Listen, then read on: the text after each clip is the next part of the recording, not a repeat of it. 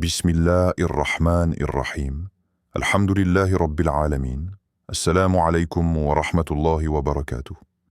Ô mes frères et sœurs, dans un monde où les relations internationales se tissent à travers des alliances fragiles et des tensions parfois profondes, il est essentiel de comprendre le rôle que joue la vérité dans chaque action. Aujourd'hui, nous examinons une déclaration controversée faite par Rutailio qui accuse l'Algérie de saboter ses relations avec la France. Cette accusation mérite non seulement d'être décryptée, mais aussi d'être mise en lumière à travers les principes de justice et de sagesse qui nous sont enseignés dans le Coran. Que nous enseigne la sagesse d'Allah dans de telles situations? Le contexte politique et la portée des accusations. Bismillahir-Rahmanir-Rahim. Alhamdulillahi Rabbil Alamin. Le monde politique est un labyrinthe complexe de relations entre nations, où chaque déclaration, chaque accusation peut avoir des conséquences lourdes. Nous vivons une époque où les tensions géopolitiques entre puissances mondiales ne cessent de croître et où les peuples sont souvent pris dans le tourbillon des stratégies invisibles des élites. Aujourd'hui, un nom retentit dans ce contexte, Rutailio. Ces accusations à l'encontre de l'Algérie, l'accusant de saboter les relations avec la France, soulèvent des interrogations profondes. Mais avant de plonger dans ces accusations, il convient de prendre un pas de recul et de s'interroger sur ce qui les motive véritablement. La relation entre la France et l'Algérie, marquée par un passé colonial douloureux, est loin d'être simple. Elle est imprégnée de cicatrices laissées par l'histoire, et chaque mot échangé entre ces deux nations porte le poids de cette mémoire. Ces accusations résonnent-elles seulement comme un épisode isolé, ou font-elles partie d'un jeu de pouvoir bien plus vaste? C'est là que la sagesse islamique entre en jeu. Allah, dans sa sagesse infinie, nous enseigne à ne pas accepter aveuglément ce qui nous est dit, mais à remettre en question, à scruter et à rechercher la vérité avant d'agir. Le Coran nous guide dans cette démarche de discernement. Ô vous qui avez cru, si un pervers vous apporte une nouvelle, vérifiez-la afin de ne pas causer un tort à des gens par ignorance. Al-Hujurat 49, 6. Ce verset est un phare de lumière dans un monde où la désinformation et la manipulation sont monnaie courante. Comment discerner la vérité lorsque tout semble embrouillé? Comment éviter de tomber dans le piège tendu par ceux qui cherchent à exploiter nos émotions pour leurs propres fins? Dans un monde où les médias sont inondés de récits partisans, où chaque camp cherche à défendre sa propre vision des événements, il devient crucial de ne pas se laisser emporter par le flot des informations superficielles. La véritable question est de savoir si nous devons accepter ces accusations de Rutailio comme étant la réalité ou si nous devons aller plus loin. La réponse à cette question ne réside pas dans un simple jugement hâtif, mais dans une introspection profonde. Vérifier la source, examiner les motivations. Telles sont les premières étapes que nous devons suivre avant de nous forger une opinion. Les accusations portées contre l'Algérie ne sont-elles pas un reflet des tensions sous-jacentes entre les anciennes puissances coloniales et leurs anciennes colonies? La mémoire collective d'une nation ne se réduit pas à quelques événements. Elle est le fruit d'une longue histoire d'injustice, de lutte pour la dignité et de tentatives de reconstruction de l'identité nationale. Il est essentiel de comprendre que les accusations ne naissent pas dans un vide. Elles sont souvent le produit de forces extérieures qui cherchent à diviser, à semer la discorde. Comme l'explique le Coran, avant de réagir, nous devons chercher à comprendre la véritable nature de l'information. Ne vous laissez pas emporter par ce qui semble évident, mais examinez chaque détail avec une intention pure. L'Algérie, tout comme d'autres nations, évolue dans un contexte où les grandes puissances, à travers leur stratégie géopolitique, cherchent à influencer ou à contrôler. Les accusations de Rutailio ne sont-elles pas un jeu de plus dans ce grand échiquier? Ou bien doivent-elles être prises comme un signal d'alarme d'une fracture plus profonde, plus systématique, dans les relations entre les deux nations?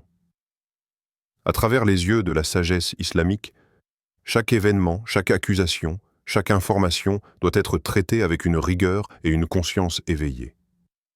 Allah nous enseigne à ne jamais nous laisser emporter par des jugements hâtifs. Et ne suivez pas ce que vous ne savez pas, car l'ouïe, la vue et le cœur chacun de ceux-ci sera interrogé. Al-Isra 17:36. Ainsi, face à ces accusations, une réponse précipitée ne ferait que nourrir la discorde. La solution ne réside pas dans l'escalade des tensions, mais dans la quête de la vérité, l'examen minutieux des faits et l'appel à la réconciliation. Nous devons scruter les motivations derrière chaque déclaration, comprendre les enjeux cachés et surtout demander à Allah de nous guider vers la vérité. Dans ce monde de tensions et de luttes, nous devons garder en tête que la vérité et la paix ne peuvent être atteintes que par la recherche sincère et un cœur pur. Chaque accusation, chaque discours doit être abordé avec la sagesse et la sérénité que nous enseigne notre foi.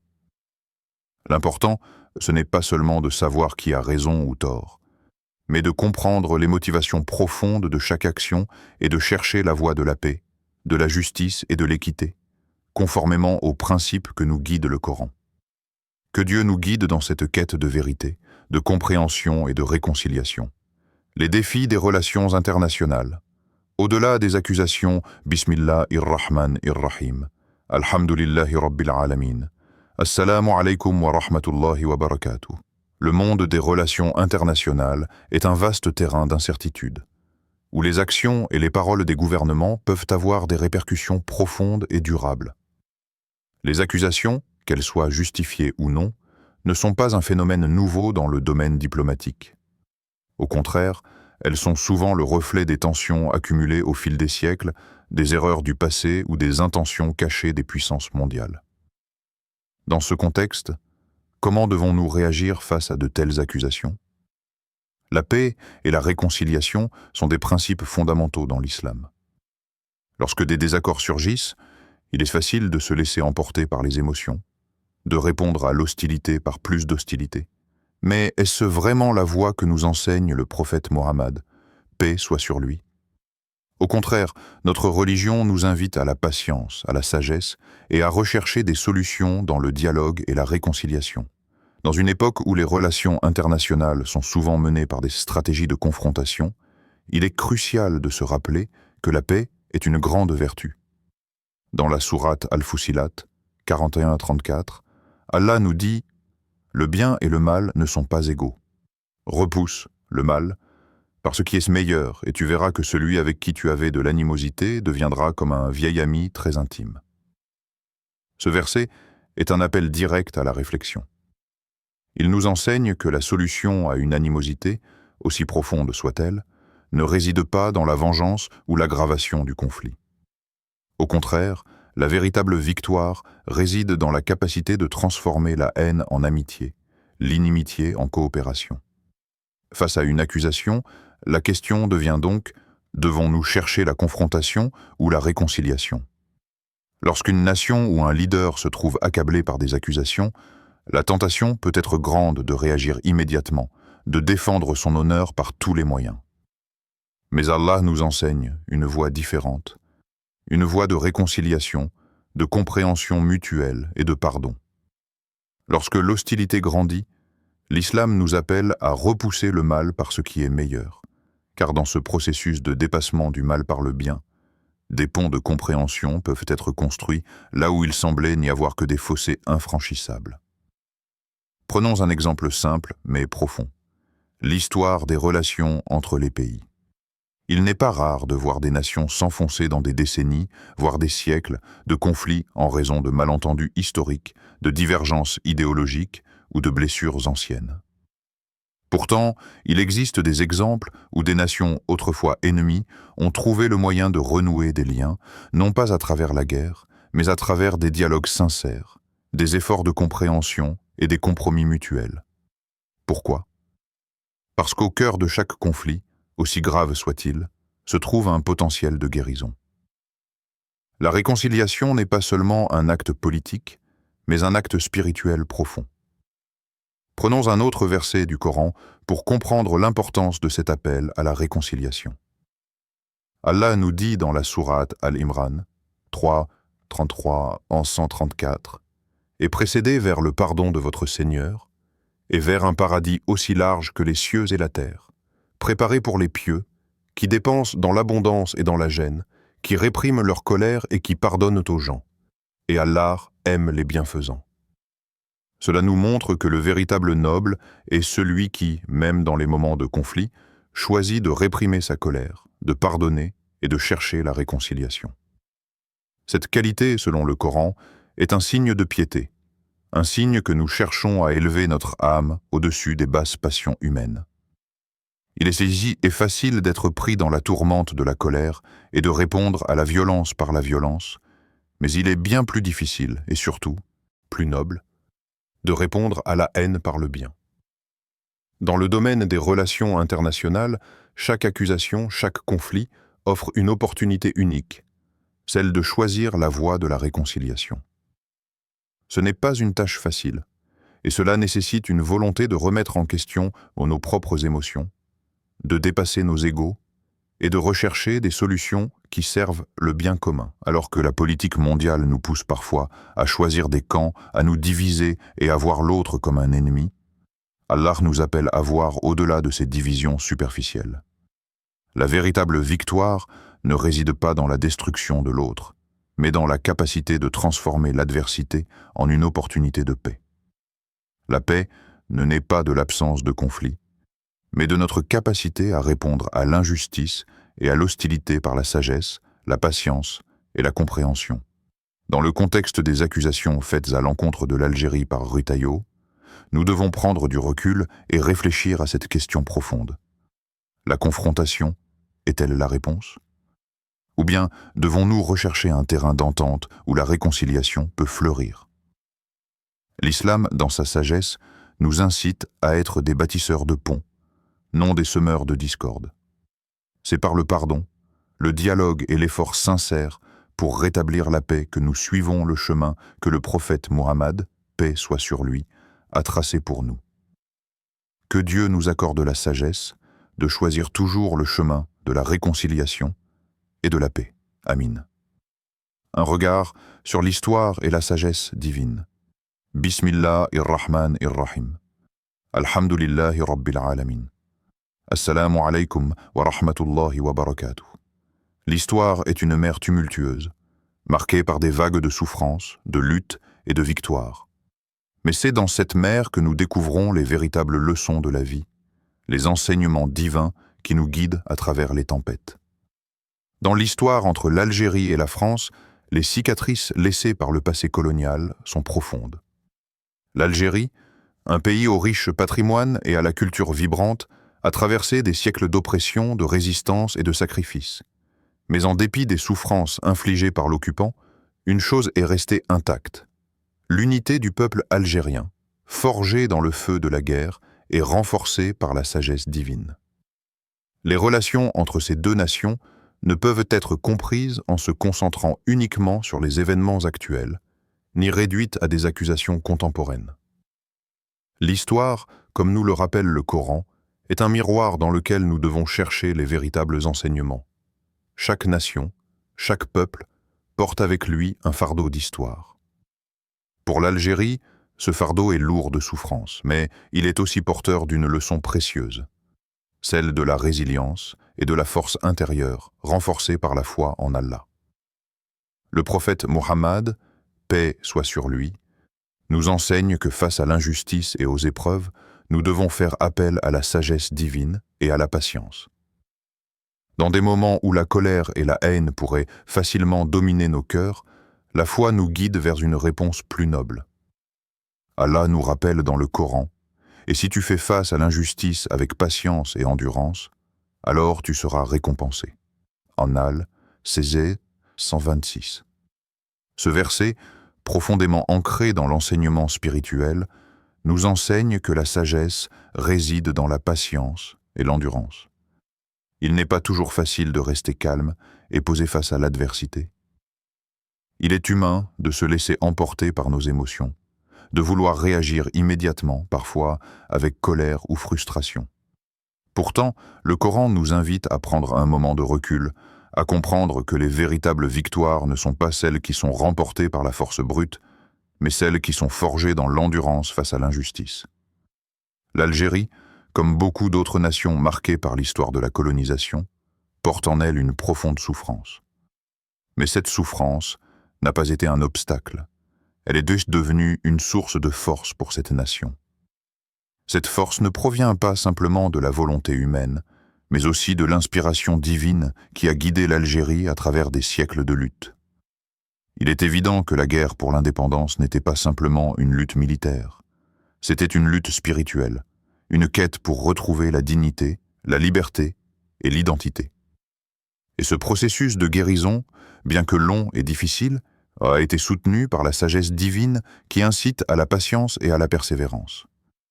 Dans le contexte des accusations actuelles, il est crucial de ne pas se laisser emporter par les tensions superficielles. L'histoire de l'Algérie, marquée par la résistance et la résilience face à l'injustice, nous montre une voie plus élevée. Elle nous enseigne que la véritable réponse aux conflits internationaux ne réside pas dans l'escalade de la violence ou des hostilités, mais dans la recherche de solutions justes et pacifiques, inspirées par la sagesse divine. Cette sagesse ne consiste pas seulement à répondre à une agression par la force, mais à rechercher la voie de la réconciliation et de la justice. En effet, ce n'est pas seulement la réaction immédiate qui importe, mais la manière dont chaque nation, chaque peuple, choisit d'agir en fonction des principes divins. Lorsqu'une nation est accusée d'avoir sabordé une relation ou d'avoir pris une position provocatrice, il est essentiel de ne pas se précipiter dans un jugement hâtif, mais de chercher à comprendre les motivations profondes derrière ces actes. Est-ce que l'Algérie, en poursuivant ses propres intérêts, est en train de commettre une injustice, ou est-elle simplement en train de défendre son droit à l'autodétermination et à la dignité? Est-ce que ces tensions sont un reflet des conflits plus profonds, qui existent depuis des décennies? Ou bien sont-elles laissées une simple distraction des véritables problèmes à résoudre? Face à ces questions, le Coran nous enseigne que la justice divine doit toujours primer. La justice ne réside pas dans la réponse immédiate aux actions, mais dans la capacité à voir au-delà des apparences et à agir avec une compréhension profonde des enjeux et des principes spirituels. Dans ce contexte, devons-nous nous laisser guider par la colère? Ou bien devons-nous rechercher une voie qui conduise à la réconciliation et à la justice avec patience et sagesse? Nous sommes appelés à transcender les conflits visibles et à nous concentrer sur ce qui peut réellement apporter la paix et l'harmonie. L'islam nous guide vers cette voie de sagesse, où chaque action est menée en fonction de la volonté divine et du bien-être collectif. La véritable victoire ne réside pas dans le sabotage de la paix, mais dans l'effort sincère pour construire un avenir où la justice, la réconciliation et la paix prévalent. Ainsi, face à l'accusation de sabotage, l'appel à la sagesse divine et à la patience demeure plus pertinent que jamais. Nous devons toujours chercher à comprendre avant d'agir et, surtout, nous efforcer de choisir la voie de la paix. Que Dieu nous accorde la sagesse de faire preuve de patience face aux épreuves et de rechercher, à travers sa guidance, des solutions pacifiques et justes. Amin. L'appel à la sagesse et la justice dans la diplomatie Bismillahir-Rahman-ir-Rahim. Alhamdulillahi Rabbil Alamin. Assalamu alaikum wa rahmatullahi wa barakatuh. La diplomatie, en tant qu'art de la négociation et des relations internationales, repose sur une base essentielle, la confiance. Elle est la clé qui permet aux nations de se comprendre, de se respecter et de travailler ensemble malgré leurs différences. Cependant, lorsque cette confiance est brisée, que se passe-t-il? Comment rétablir la paix, la compréhension et surtout la justice? Si les accusations deviennent le langage dominant, alors comment pouvons-nous espérer restaurer la vérité sans sombrer dans une guerre d'accusations qui ne fait qu'aggraver les tensions? Dans un monde où les relations internationales sont de plus en plus influencées par des intérêts économiques, des jeux de pouvoir et des forces invisibles qui cherchent à manipuler les nations, la véritable justice semble parfois échapper à la vue. Pourtant, en tant que croyants, il est de notre devoir de nous rappeler que la justice divine ne se laisse pas manipuler par les forces du monde, qu'elles soient visibles ou invisibles. Allah, dans sa sagesse infinie, nous enseigne que la justice est le fondement sur lequel repose la paix véritable. Dans le Coran, Allah nous dit « Ô vous qui croyez, soyez stricts dans l'équité, en étant des témoins pour Allah, même contre vous-même ou contre vos parents et vos proches, en Nisa 435. Ce verset souligne que la justice ne doit jamais être influencée par les intérêts personnels ou les circonstances extérieures. Elle doit être fondée sur la vérité et l'équité, quels que soient les acteurs ou les circonstances. En diplomatie, cela signifie que nous devons rechercher la vérité, pas seulement pour défendre une position ou un camp, mais pour établir une relation de confiance qui repose sur des principes justes et sincères. Mais qu'est-ce que la justice selon Allah dans ce contexte de relations internationales manipulées? La justice d'Allah ne consiste pas à juger une situation à partir de critères humains limités, mais à la juger selon la vérité divine, la sincérité et l'équité. Dans ce cadre, la justice n'est pas simplement une question de gagner ou de perdre, mais de parvenir à une solution qui respecte les droits de tous, qui restaure la dignité de chaque partie et qui préserve la paix. Dans le domaine des relations internationales, la diplomatie ne devrait pas être réduite à une simple transaction de pouvoir. Elle doit aller au-delà des intérêts égoïstes, au-delà des pressions économiques et se concentrer sur ce qui est vraiment juste aux yeux d'Allah. La véritable diplomatie est celle qui est motivée par un désir sincère de justice et d'harmonie, où chaque partie cherche à comprendre l'autre et à travailler ensemble pour le bien commun. Lorsqu'une nation accuse une autre, que ce soit de sabotage ou d'autres fautes, il est essentiel de se demander si cette accusation est fondée sur la vérité ou si elle est un produit de calculs politiques, d'intérêts cachés ou de préjugés. La sagesse islamique nous invite à réfléchir profondément avant de porter un jugement, à ne pas réagir avec précipitation et à toujours chercher à établir la vérité d'une manière pacifique et équitable. Allah nous guide dans le Coran à ne jamais juger une situation sans en avoir une compréhension complète et à ne jamais faire preuve de partialité, même si cela va à l'encontre de nos intérêts personnels. Dans ce contexte, la diplomatie basée sur la justice divine est celle qui rétablit la confiance en prenant des mesures concrètes pour rétablir la vérité et réparer les torts. Cela implique un engagement sincère à comprendre les motivations de l'autre, à reconnaître ses propres erreurs et à rechercher des solutions basées sur des principes solides de justice. Ce n'est pas en exacerbant les divisions ou en alimentant les conflits que l'on rétablira la paix, mais en agissant avec droiture, sagesse et respect des droits d'autrui. La diplomatie, lorsqu'elle est guidée par la sagesse d'Allah, devient un moyen de guérison et de réconciliation. Au lieu de sombrer dans la confrontation et la division, elle devient un chemin vers la compréhension mutuelle, le respect et la paix. Dans chaque conflit, aussi difficile et tendu soit-il, il existe toujours un espace pour la réconciliation et pour établir une relation fondée sur des principes justes et divins. À travers l'histoire, les exemples de diplomatie réussie, où la justice a été recherchée au-delà des intérêts personnels, sont nombreux. Le prophète Muhammad, paix soit sur lui, lui-même a été un modèle de justice et d'équité dans ses relations avec les autres nations. Ses traités de paix, ses négociations et sa capacité à instaurer des accords basés sur la vérité et la confiance sont un modèle pour nous tous. Que ce soit dans les accords de Hudaybiya ou dans ses négociations avec les tribus, le prophète a toujours cherché à établir la paix sur des bases solides de justice divine, même lorsque la situation était difficile. Ainsi, la véritable question n'est pas seulement de savoir qui a tort ou raison, mais de se demander comment chaque nation peut agir selon la justice divine dans un monde où les forces de manipulation et d'intérêt personnel sont omniprésentes. La réponse réside dans la sagesse de chercher la vérité, de ne pas se laisser emporter par les émotions, et de travailler pour la paix dans le respect des principes divins. Que Dieu nous accorde la sagesse de faire preuve de justice dans toutes nos actions, à la fois personnelles et collectives, et qu'il nous guide vers la paix véritable. Amin.